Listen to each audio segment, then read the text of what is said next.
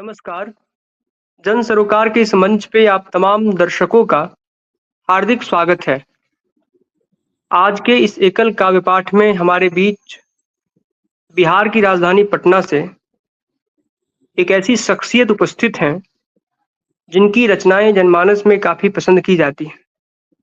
हमारे बीच वरिष्ठ लेखिका आदरणीय डॉक्टर कृष्णा सिंह मैम उपस्थित हैं। मैं सबसे पहले इनका इस कार्यक्रम में हार्दिक स्वागत करता हूं। सभी को मेरा यथोचित नमस्कार।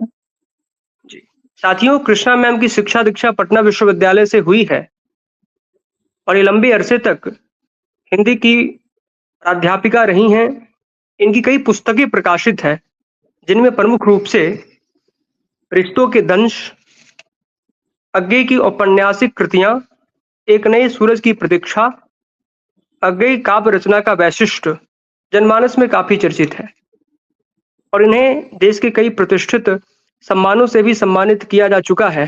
साथ ही आकाशवाणी, दूरदर्शन के अनेक प्रतिष्ठित कार्यक्रमों में इनकी उपस्थिति रहती है और इनकी कविताएं देश के प्रमुख पत्र पत्रिकाओं में नियमित तौर पर प्रकाशित होती रहती है। तो बिना किसी विलंब के मैं इन 4 पंक्तियों के साथ कृष्णा मैम को काव्य पाठ के लिए आमंत्रित करता हूं कि पूरी धरा भी साथ दे तो और बात है, पूरी धरा भी साथ दे तो और बात है, पर तू जरा भी साथ दे तो और बात है। चलने को तो एक पांव से भी चल रहे हैं लोग, पर दूसरा भी साथ दे तो और बात है। मैम स्वागत है।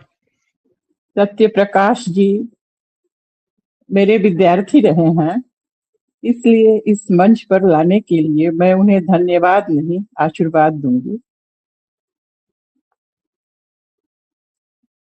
संभावनाओं से भरे हुए एक उभरते हुए साहित्यकार हैं। अपनी मौलिक प्रतिभा के बल पर अनेक वरिष्ठ साहित्यकारों का आशीर्वाद प्राप्त कर ये पत्रिका निकाल रहे हैं एवं अनेक साहित्यिक संस्थाओं से अपनी रचनात्मक प्रस्तुतिकरण के लिए पुरस्कार प्राप्त कर चुके हैं। मैं इन्हें शुभकामना और आशीर्वाद देती हूँ कि निश्चय ही इनका साहित्यिक प्रयास साहित्य जगत को एक नई दिशा दिखाएगी।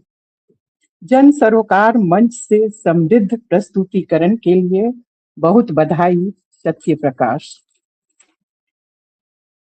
मैं अपनी कविता सुनाऊं उससे पहले मैं बताना चाहूंगी कि मैंने कवि सम्मेलनों में कभी भाग नहीं लिया है। आरंभ के दिनों में मैं आकाशवाणी से काव्य पाठ अवश्य करती रही हूँ।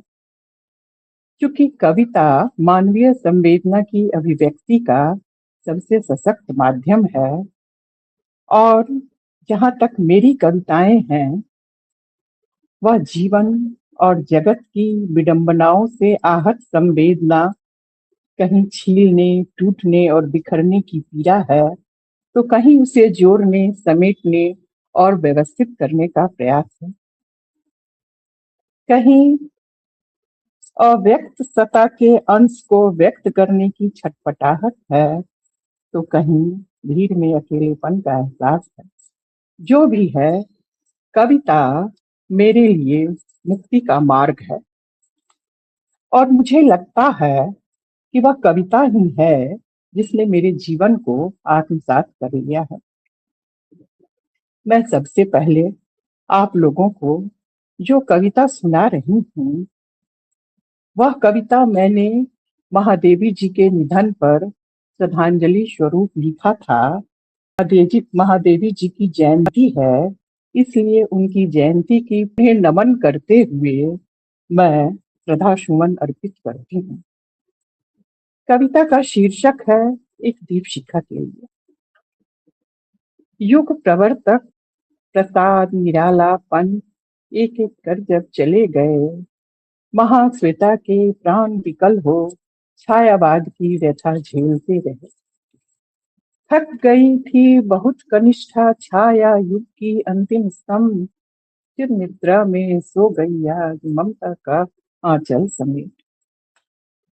श्रद्धामयी, हे करुणामयी, जिस दीप को तुमने जलाया अकंपित, जिस तिमिर के विकल प्राण को किया आलोकित, आज उसी तिमिर में विकल हो रहे प्राण हमारे।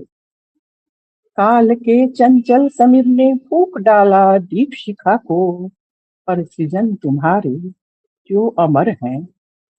व्योम में कौंधती निर्जा की व्यथा, तिमिर को राह दिखाती दीप शिखा। प्रकृति के कण कण में ढूंढ रही जीवन ज्योति तुम यामा में। आज तुम्हारी ही जीवन ज्योति ढूंढ रहा है विश्व शून्य में। जिस विरह का जलजात जीवन जिया तुमने, आज तुम्हारे ही विरह के जलजात में डूब रहे हैं हम। जो नीर भरी दुख की बदली, जो नीर भरी दुख की बदली कि तुम, आज विश्व नभ के कोने कोने में छा गई वह दुख की बदली। स्वप्नशाला में यवनिका डाल जो तेरे दृगों को खोलता था, आज चिर निद्रा में तुम्हें सुला यवनिका डाल गया है। इसी जमीन की एक और कविता है। व्यथा के गीत गाते, व्यथा के गीत गाते थक गए थे प्राण, क्या साध लिया इसलिए चिर मौन। हुई अनंत समाधि में लीन, सृजन के शतदीप थामे, आज प्रलय में विलीन। हम नयन में भरे व्यथा के नीर, जिस वीणा पर गा रही थी अब तक विरह के गीत, आज उसी वीणा पर तुम्हारे विरह में विश्व के संतप्त उर से फूटते व्यथा के गीत। आंसुओं से अंजुलि भर अर्पित करते हम श्रद्धा सुमन, स्नेहमयी हे करुणामयी तुमको मेरा शत शत नमन। दूसरी कविता मैं आप लोगों को सुना रही हूँ। उसका शीर्षक है आदमी का केंचुए। नहीं रह गया है आकर्षण, नहीं रह गया है आकर्षण खोखले शब्दों में। विकर्षण, घोर विकर्षण उद्वेलित होता है, क्योंकि हर दूसरे की उल्टी आकृति तुमने लटकाई है मेरे समक्ष। जो मेरे पैरों की बेड़ियां बनती रही है, मेरे मार्ग अवरुद्ध हुए हैं। जो मेरे पैरों की बेड़ियां बनती रही है, मेरे मार्ग अवरुद्ध हुए हैं। इसीलिए तो नहीं पहुंच सकी मैं अपने गंतव्य तक। मेरे स्वच्छ आर पार दिखने वाले मन को स्वीकार कर भी नकारा है तुमने। अपने संपूर्ण की आहुति देकर मेरी नई अनुभूति ने मुझे दृष्टि दी, एक नई पहचान। केंचुल सिर्फ सर्प का ही नहीं होता है, केंचुल सिर्फ सर्प का ही नहीं होता है। आदमी के अंदर एक और आदमी है, वह अलग सा है। उसकी आवाज और शब्द प्रयोग अलग नहीं है, भाषा वही है पर अर्थ अलग है। उसकी वही आवाज कर्ण भेदी है, उन्हीं शब्दों के अर्थ मर्म भेदी हैं। जिल्द के अंदर का वह आदमी है, केंचुल आदमी का भी होता है। अब मैं आप लोगों को एक कविता सुनाती हूँ, जिंदगी की कविता।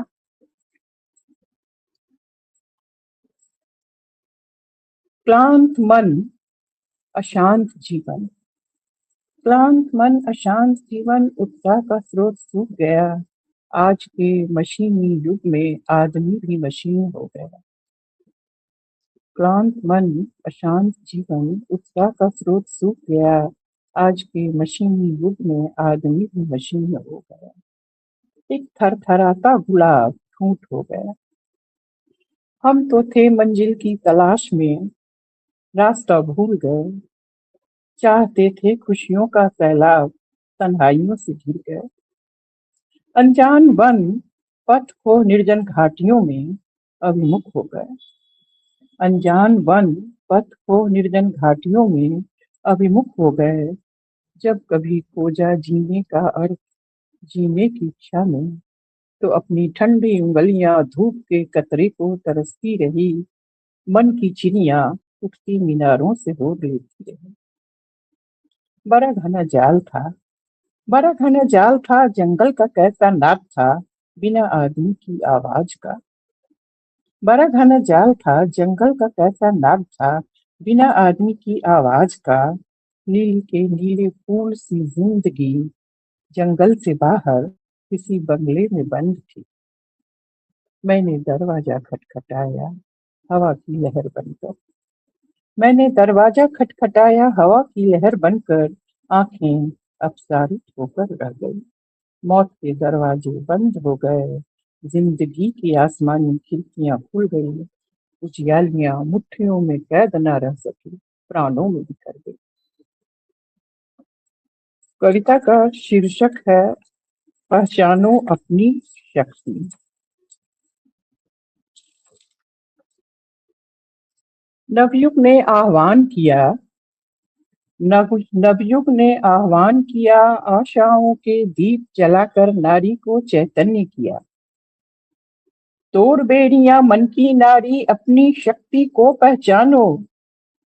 कविता और संगीत तुम ही हो, तुम ही अध्यात्म और अमूर्त हो। तुम ही कला की सृष्टि, दर्शन शास्त्र और धर्म का निर्माण। साथ साथ ही तुम जग जननी और संहारिणी। तुम ही भैरवी, तुम ही पराशक्ति, तुम दुर्जयी और रहस्यमयी हो। झांको अपने अंतरतम में, देखो स्वयं को अपनी अखंडता में, संपूर्णता में। वही बनेली, वही स्वैरिणी, इसे ही तोड़ा सदैव पुरुष ने, तुम्हें निष्क्रिय और परतंत्र बनाने को।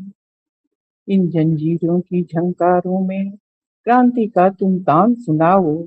बिखर रहे मानव मूल्यों को तुम नवजीवन का गान सुनाओ। धन्यवाद। बहुत प्रभावशाली काव्य पाठ था आपका। आपको सुनने के बाद तो मैं यही कह सकता हूँ कि आपके गले में खुदा की अजीब रहमत है। आपके गले में खुदा की अजीब रहमत है। जब बोलती हैं तो एक रोशनी से नजर आती है। बहुत बहुत आभार आपका कि आप इस कार्यक्रम से जुड़ी और अपनी कविताओं का पाठ किया। मुझे उम्मीद है कि आपका मार्गदर्शन जन सरोकार मंच को आगे भी मिलता रहेगा। बहुत बहुत धन्यवाद। ठीक, बहुत धन्यवाद, बहुत अच्छा।